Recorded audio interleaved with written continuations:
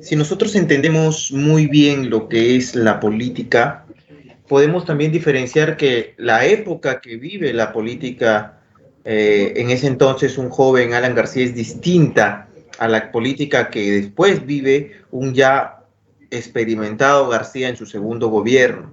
Podemos decir que en el primer gobierno, pues él estaba en un enfrentamiento sano, poco probable que exista un enfrentamiento sano, pero el enfrentamiento entre Belaúnde y un joven Alan García siempre fue un enfrentamiento de conocimiento, un conocimiento sano.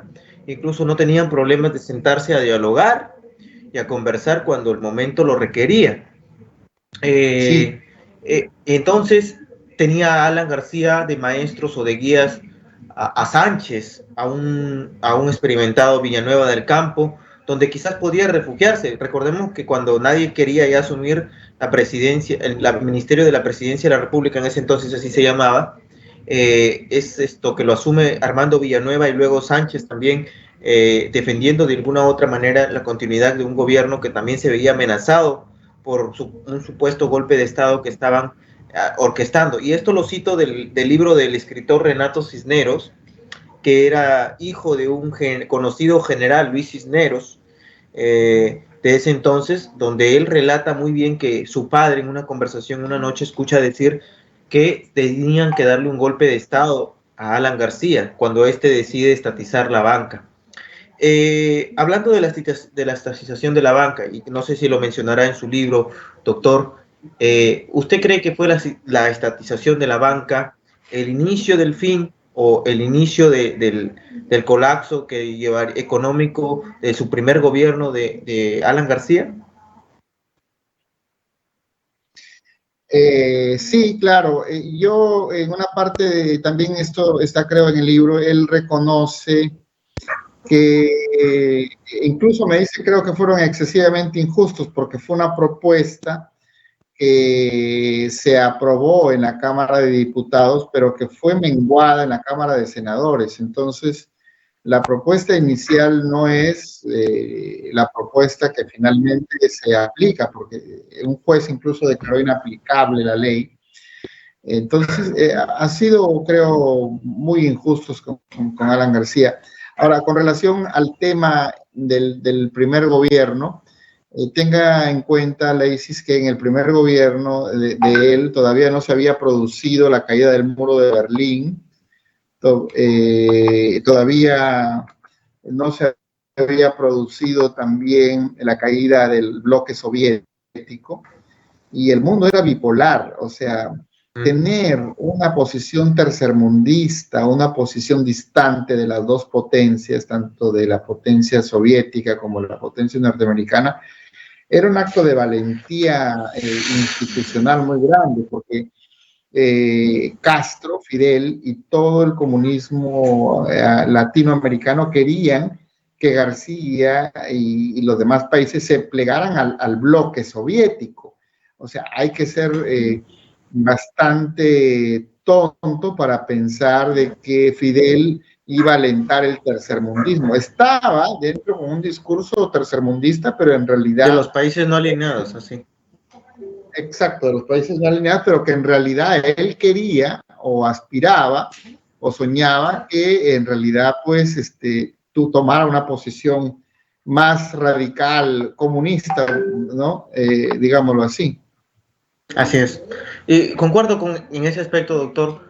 Y recordemos también, hay quienes juzgan demasiado el primer gobierno. Yo desde mi punto de vista histórico lo que he estudiado bastante, incluso tengo un ensayo en mi libro digital que publiqué sobre la izquierda peruana, un ensayo donde hago referencia a Alan García, su primer gobierno, ¿no? El antiimperialismo y Alan García, ¿no? Habían dos corrientes bipolares. García, muy bien. García en sus memorias dice que en su libro, este libro que publicó en el año 2008 en pleno segundo gobierno, que se me va el nombre, bueno, en estos momentos se llama Reconstruyendo el aprismo, no sé cómo, bueno, se llama el libro que publicó en el año 2008, pero él hace referencia ahí que él continuó con el modelo velasquista dentro de su primer gobierno. Él continúa con el modelo velasquista Es más, sus asesores eran ex velasquistas. Carlos Franco fue asesor y gran amigo de Alan García. Hugo Neira, el historiador Hugo Neira, sociólogo e historiador, era ex velasquista y fue uno de sus asesores. Ni qué decir de un sindicalista y buen amigo suyo que fue Pedro Wilca, incluso le dedica uno de sus libros. Entonces, García estaba rodeado de estas personas porque incluso la izquierda, usted dice que en la Cámara de Diputados se aceptó muy bien la medida, sí, incluso quienes lo apoyan es el Frente de la Izquierda Unida, los diputados de Izquierda Unida, ¿no? Encabezados por un exdiputado hoy ya fallecido, Enrique Bernales. Sí. Yo ahí creo que hay que entender también que el primer gobierno de Alan García no recibe un país en maravilla, no recibe un país en crecimiento, recibe un país con 350% de inflación, con un Belaúnde que yo concuerdo con Hildebrand, que nunca supo qué hacer con el país. Para mí Belaúnde, con lo que he leído su libro de él, nunca supo qué hacer con el país y entrega un país con terrorismo a flote, con una economía quebrada, con una inflación al 350% y con un Fondo Monetario Internacional que ya no nos quería hacer préstamos. Entonces, ¿qué opina al respecto de esto, doctor? Claro, yo fíjate que coincido con lo que tú dices y te doy unos aportes que creo que son importantes.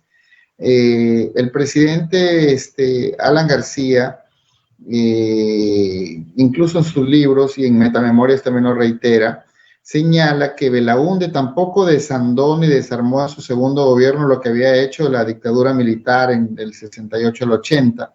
Lo mantuvo tal cual, mantuvo el dólar MUC, mantuvo todo lo que había hecho Velasco en su gobierno y Belaúnde en su segundo gobierno lo mantuvo. Y quiero también señalar que en el libro Alan y yo, que por aquí está, por aquí lo tengo, hablamos de Belaúnde. Hay un capítulo dedicado a Fernando Belaúnde. Y yo entendí claramente que, de acuerdo a lo que el presidente Alan García me contaba, Fernando Belaúnde era un gran estratega político electoral. Un hombre muy hábil, me dijo, este hombre, y eso lo van a encontrar en el libro, este hombre le enseñó a una parte de los peruanos que sí era posible apartar a Haya de la Torre y a Lapra del poder, y era posible vencerlos y aislarlos sin necesidad de balazos, ni de perseguirlos, ni de matarlos tampoco. Entonces, ese mérito que Alan encuentra en Belaúnde lo consideraba un adversario al aprismo, pero no un enemigo al que debía matarlo. Entonces, eso ya dice muy bien de cómo Alan, y esa es una de las cosas que creo me ha aportado en mi formación personal, Alan García, y lo digo yo porque creo que lo he tomado, creo que también me viene por familia, por mi madre, que mi mamá era una persona un poco así, de saber distinguir un tema emocional de un tema intelectual, o saber distinguir dos temas emocionales o dos temas intelectuales, no tener necesariamente que mezclarlos. Es decir, el hecho que tú consideres a Belaúnde tu adversario, no tenías por qué interiorizar y llegar a odiarlo, ni quererlo matar, ni destruir. Y él en eso sí había aprendido que Belaúnde fue un gran estratega que logró hilvanar todo el antiaprismo posible para poder vencer al aprismo, ¿no? Para poderlo ganar. Y que, es más, haciendo referencia a lo que usted dice, según lo que he leído también propio de Memorias de Sánchez, de Memorias de Tronsen, Belaúnde impulsaba externamente que en 1980 Armando Villanueva sea el candidato del partido aprista. Impulsaba. Claro. Porque él sabía que con Villanueva del Campo como contrincante, su victoria era prácticamente un hecho en las elecciones de 1980. Sí, Belaúnde quería que sea Villanueva. No quería que sea Luis Alberto Sánchez, ¿no? No quería que sea Luis Alberto. Luis Alberto Sánchez hubiera sido, es más, en palabras de Carlos García Ronceros, el padre de Alan, luego del Congreso que eligen a Armando Villanueva candidato presidencial en aquel febrero o en aquel verano de 1980, se elige a Armando como candidato presidencial, o en diciembre, no recuerdo exactamente, y llega a casa Alan García eufórico y le dice: felicítame porque he ayudado a uno de tus mejores amigos, o si no el mejor amigo aprista, tu mejor amigo de siempre, a ser el candidato presidencial. Y Carlos García le dice: pues claro, Armando, yo lo quiero mucho y es un hombre que estimo de toda la vida, pero creo que será un pésimo candidato presidencial y creo que has hecho muy mal, Alan, en ayudarlo. Creo que el candidato presidencial y fue cierto, pues, porque salíamos de una dictadura militar y lo que quería el Perú era un talante democrático, un talante comunicador que entendíamos dentro de la comunicación. Belaúnde lo transmitía, como bien usted dice, y Armando no, más bien Armando representaba esa postura radical, bufalesca, un poco semejante a la militar, y que al final derrota, pues, ¿no? al tema del partido. Creo que Sánchez o Townsend hubieran sido mejores candidatos en 1980, sí, claro, ¿no? Claro. Recordemos también esto, doctor, que Belaúnde arrastra a apellidos que en su inicio estuvieron con el aprismo. Por ejemplo, los Orregos se fueron a Acción Popular, los Sebanes se fueron a Acción Popular, Ciro Alegría se fue a Acción Popular. Entonces, estuvieron apellidos históricos que habían sido fundadores del partido, pues se fueron con Belaúnde. Pero dejamos, porque el tiempo nos gana, porque sé de su apretada agenda. Vayamos a la pregunta, doctor, que todo el Perú quiere saber. ¿Qué pasó el último día de Alan García? ¿Qué pasó el último día? ¿Cuál fue la estrategia, desde su opinión, que lo lleva a tomar esta decisión de suicidarse? Fíjate, aquí en Alan y yo es minucioso el momento que seguro que ya tengas la oportunidad de leerlo, no sé si la gente alcanza a ver, pero voy ahí a señalarlo.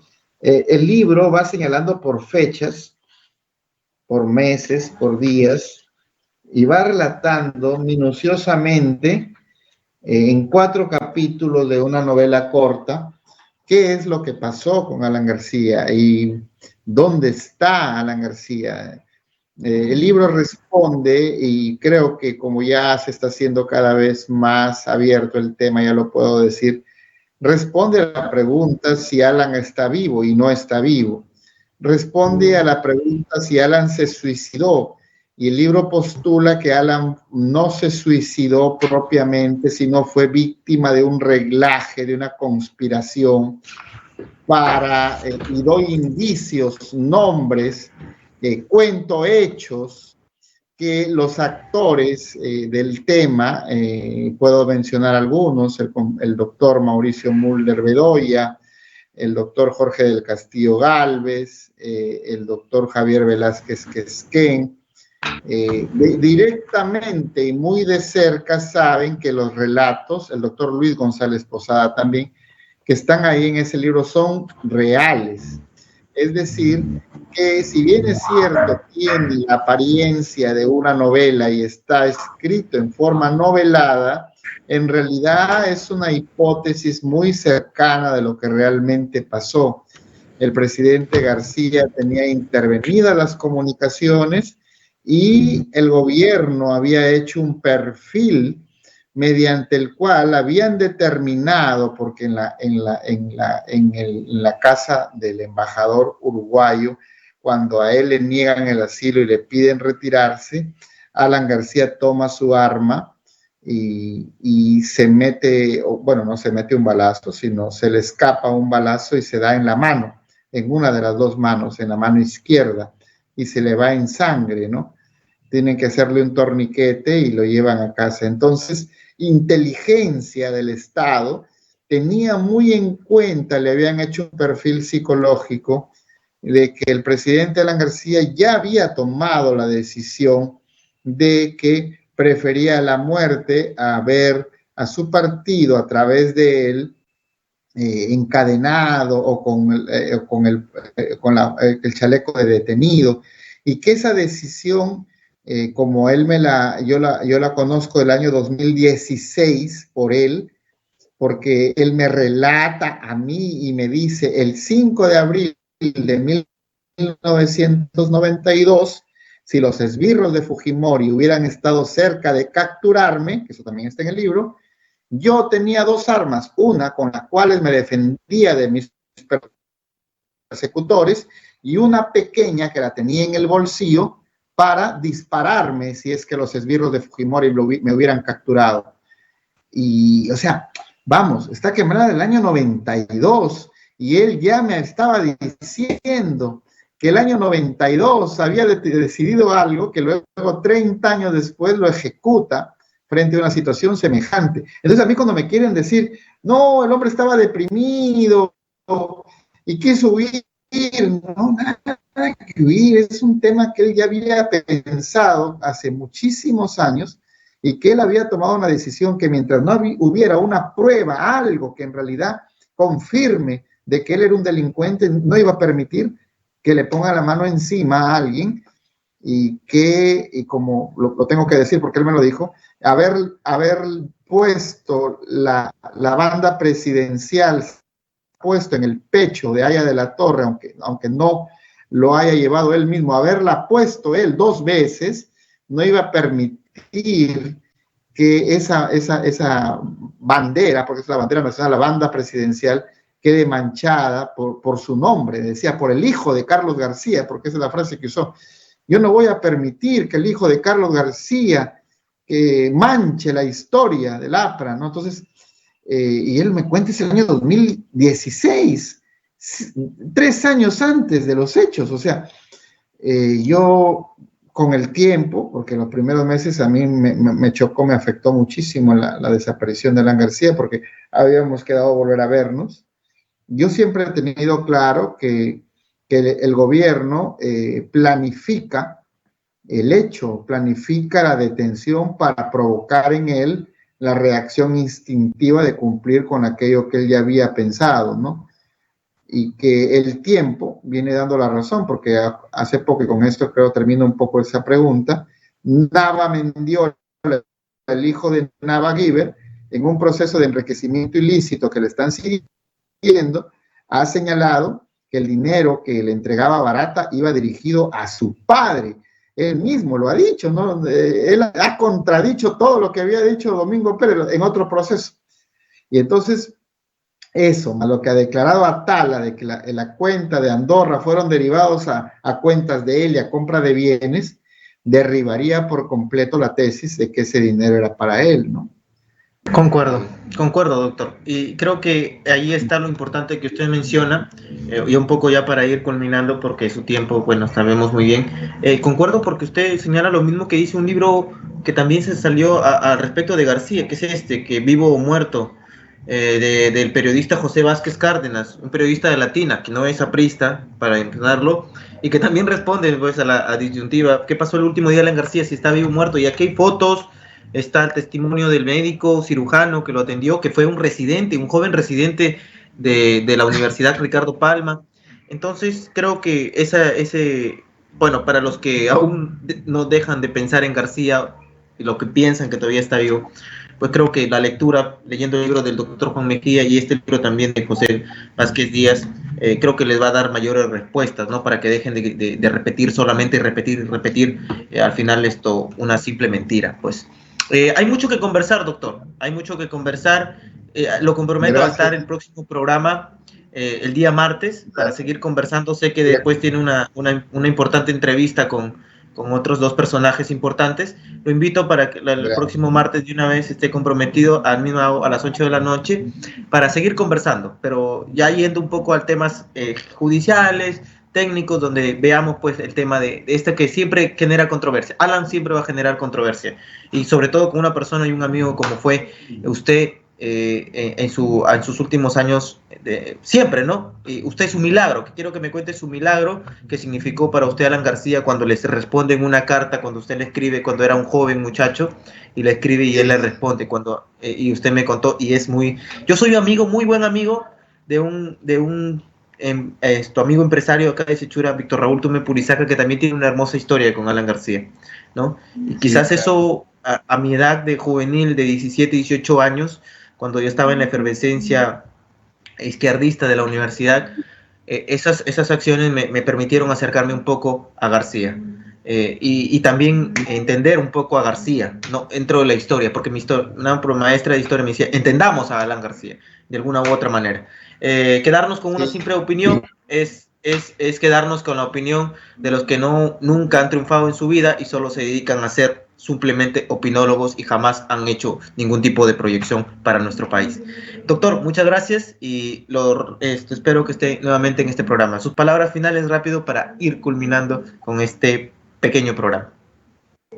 Gracias, Alexis, muy complacido, muy acuciosa, bien preparada tu entrevista, te agradezco, siempre es un placer ser entrevistado por tu persona. Quiero despedirme, y yo ya me comprometí, el martes estaré contigo, vamos a prepararlo bien, como dices tú, de otros temas incluso más amplios, incluso de los temas judiciales que rodearon al expresidente, que me parecería también justo que la gente sepa que cada una de las acusaciones no solamente fueron explicadas, sino fueron archivadas, nunca encontraron absolutamente nada en su caso. En una parte del diálogo hablábamos de las frases que en alguna medida me habían impactado y él me pregunta si yo no había creado una frase y le dije que había creado varias que son mías. De repente le digo, encuentre por ahí que otros la han hecho antes, entonces, bueno, pues coincidiremos, porque en realidad yo la he hecho en mi cabeza, le dije, ¿no? Y él se sonreía y me dijo, a ver, regáleme una de esas frases, porque Alan te dediaba cuando hablaba, a ver, dígame usted, regáleme una. Y yo le dije, bueno, por ejemplo, le dije una de las que más me gusta y creo que me grafica, es que yo soy mucho mejor persona de lo que mucha gente cree, pero mucho menos de lo que yo quisiera ser, ¿no? Y él le gustó, ¿no? Me dijo, regáleme esa frase, yo la voy a poner. Él se sentía mejor persona de lo que muchos le habían dicho y mucho menos de lo que él hubiera querido llegar a ser, ¿no? Entonces, le gustó la frase y me dijo, regálemela, ¿no? Y no hubo tiempo porque al parecer él quería ponerla en el muro de él, hacerla suya, ¿no? Pero ya no hubo tiempo. Al mes, pues Alan muere y en las circunstancias que ya todos sabemos. Te agradezco, Alexis, y estaremos juntos el martes. Sí, para los que quieran obtener el libro del doctor Juan Mejía, Alan y yo, lo pueden obtener en la librería Caballo Rojo, esta conocida librería Caballo Rojo de Piura. Ahí está a la venta, o si no, pueden buscarlo al doctor Juan Mejía en sus redes sociales, o en el fanpage Alan y yo, y ahí se pueden comunicar para que puedan obtener un libro. Lean, sobre todo lean y abran su perspectiva. No se queden nuevamente, les repito, en un solo comentario. Hay que abrir el conocimiento es inmenso. Y para quedarnos en una sola voz, en una sola opinión, coloquialmente, para decirlo, qué aburrido. La lectura, el conocimiento abre muchas más ventanas. Muchas gracias, doctor, y nos vemos en un próximo programa el martes. Nuevamente continuamos con usted para seguir conversando sobre su libro y sobre temas mucho más importantes también en torno a la vida de este personaje, gran político peruano, gran orador y expresidente de la República como fue pues Alan García. Hasta luego, doctor. Hasta luego a todos los televidentes de Albricias TV. Muchas gracias.